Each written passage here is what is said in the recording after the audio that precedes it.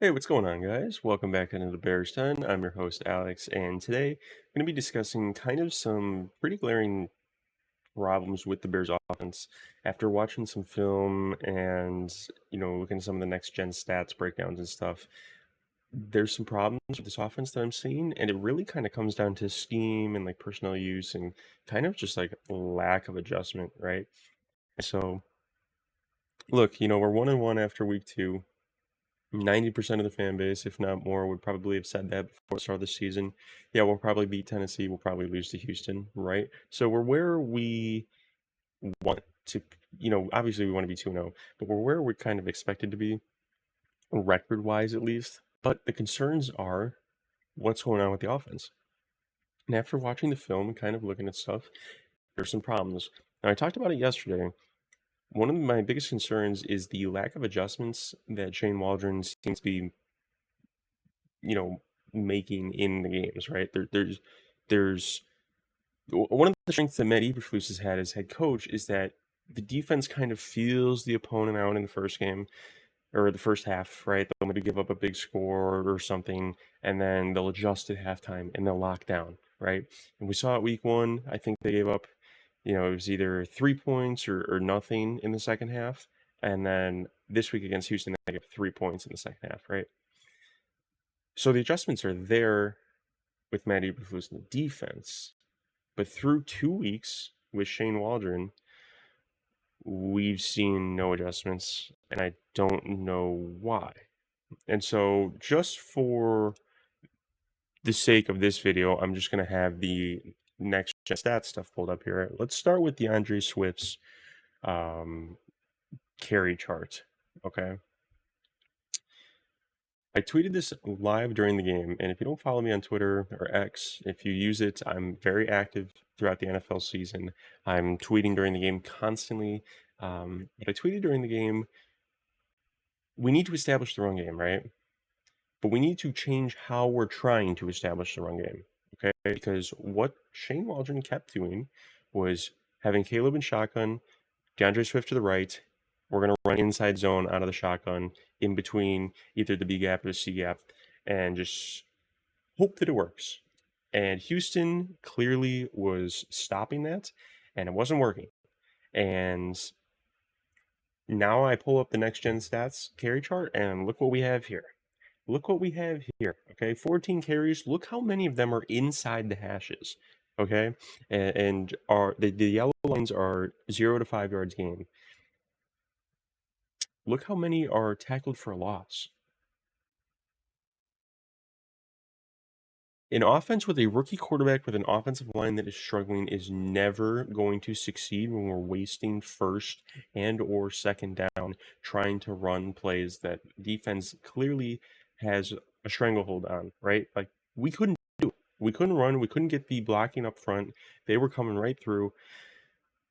And yet we kept doing it. And look, I want to make sure that the thing is picking up my cursor. Look, one run to the outside, and that's our second best run of the day. I said during the game on Twitter, change how you're running the ball. Stop running it up the gut. It's not working. Let's either run counters, let's toss, let's run some read options, let's get it outside. You got to switch it up. You can't keep just running and hoping that eventually it's going to work, because it's not. It's not. You have to switch it up. And yes, you have to have a run game, but you sometimes have to change and adjust in the game and accept that the game plan you had going into the game is not working and we need to make a change. So, looking at this, look, 14 carries for 18 yards. This guy was a Pro Bowler last year. This was a 1,000-yard rusher, and this is how he's being utilized here in Chicago. If we can't block up front, we need to change how we're doing that, right? We hear it all the time with quarterbacks. If the offensive line can't block for us to drop back, we need to move the launch point. We need to move the pocket. We need to roll out. We need to boot. We need to slide the pocket. We need to do whatever. We have to make adjustments, okay? And through 2 weeks, I have yet to see that change. And that's concerning. And we see that here in the carry chart for DeAndre Swift. Now let's move to Caleb's passing chart. And this is a big one online. I'm seeing this all the time. Look, this is it's disgusting for me to look at, really. I'll just be blunt. I'm so sick and tired of these offenses that are constantly throwing screens, throwing behind the line of scrimmage. Okay, because clearly the blocking in this offense is not good enough right now. So let's stop with this and let's attack over the middle because, guys, think about it. What's one of the best ways to attack a defense that is continuously blitzing you? Get the ball out quick over the middle. If they're sending extra guys, there's going to be space to be running slants and quick ins and sticks. Right? Like there's options there. And two throws past the line of scrimmage within the hashes the entire game. Like, is this an NFL offense? I don't think it is. And now, would you like to have Caleb, hit the deep pass here to DeAndre Carter? Yes, of course. We need that. Does he need to, protect the ball a little bit better? Absolutely. But when I look at this, I'm not concerned with the interceptions because if you guys watch the game, first pick, the one where he was rolling out cross body and threw across the field and pick, that one's arguably bad. But I would like to probably argue that he saw that there was a flag and just launched it up. The first actual interception, he had a one-on-one with DJ Moore and just threw it up for a jump ball, and the defender made a play. The defense gets paid to make plays too. So I'm not really mad about that. And then the last one, if you go and you look at the play and you pause the play when he's releasing the ball, it looks open, right?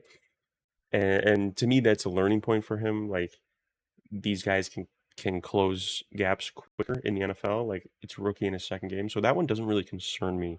Like the picks have not concerned me yet, and they're correctable. It's not like he's not seeing guys or he's throwing over the middle and there's a linebacker right in his face. He just throws in anyways. Like those aren't the types of picks we're seeing. So these are correctable. Those are fine. This offensive scheme, I hate this type of stuff. I hate this type of stuff. And it's so similar to Getsy. It's like the majority of the offense is behind or at the line of scrimmage. And it's like, why would they ever stop blitzing? Because we're throwing it either behind the line of scrimmage or within 5 yards for the majority of passes. And they can just rally and tackle. So why would they ever stop sending the pressure? I feel like this is stuff that I learned when I was a kid playing football. Like if they're sending pressure, like every once in a while you need to throw a deep shot. You need to let them know, hey, we're still here and we're gonna air it out, we're gonna try. But this like one pass over 30 yards with a quarterback that has, one of the most strong arms in the game. It's like here we go again. We have a rookie quarterback with all the talent in the world, the number one overall pick, a former Heisman winner. And our coaching staff is handcuffing him. And we're not letting him play to his strengths. And I don't understand why. I mean, what were Caleb's strengths in college? Strong arm. Being able to use his mobility. Being able to make highly accurate throws on the run. Highly accurate deep throws on the run. And we're trying to force him to be a pocket passer. It's almost like I've seen this story before. It's almost like I've lived this in 2017, in 2021, and in 2024. And here we are again. It's just an endless cycle. They need to adjust the offense. We have one of the best slant runners in the league in DJ Moore. Why are we not doing that? I'm pretty sure this one right here to the 7 yard line, that was a slant to DJ Moore. Why aren't we doing that more? Where were the comebacks and the curls this week that we were, effectively using week 1 against Tennessee? It's like these coaches come into Chicago, they come into Hallis Hall, and they just become dumb. They have things that work for them, and they just hate using those things. Like 1, 2, 3, 4, 5, 6, 7, 8 passes behind the line of scrimmage. 8 passes behind the line of scrimmage. Now, just because I'm curious, let's look at CJ Stroud's. Do they have CJ Stroud's passing chart? Yeah. Yeah, here's CJ Stroud's passing chart.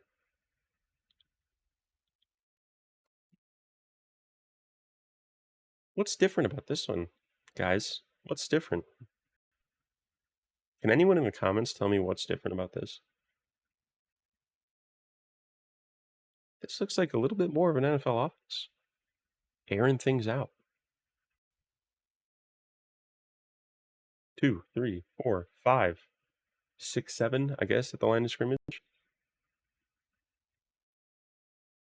Look at all these throws.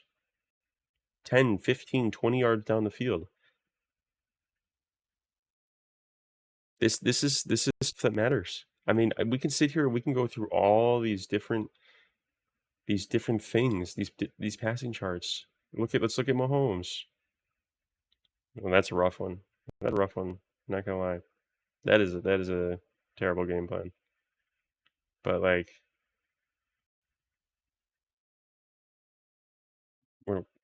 I don't know. I don't know. It's like the lack of adjustments. And then finally, I wanted to pull up Rome Odunze's.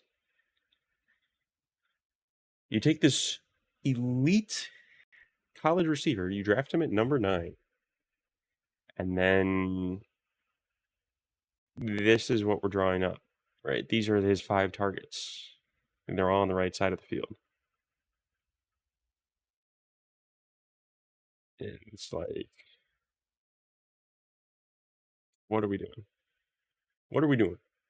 Marvin Harrison had a huge day. Malik Neighbors had a huge day.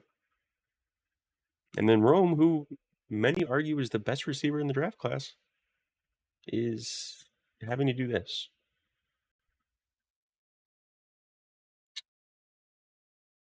If this happens again this week, this type of offensive scheme and, fear of wanting to throw the ball deep, it's time to start having some conversations about Chris Morgan, the offensive line coach, Shane Waldron. And, if this keeps happening, they're going to go after Eberflus, right? Things have to change. Things have to change. Things have to change in the game. In the game.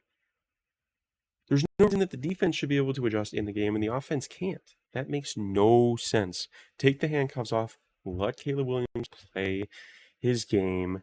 Let him make mistakes. Let him learn. Go out there. Let him throw the ball and throw interceptions. Throw touchdowns. Stop holding these kids back.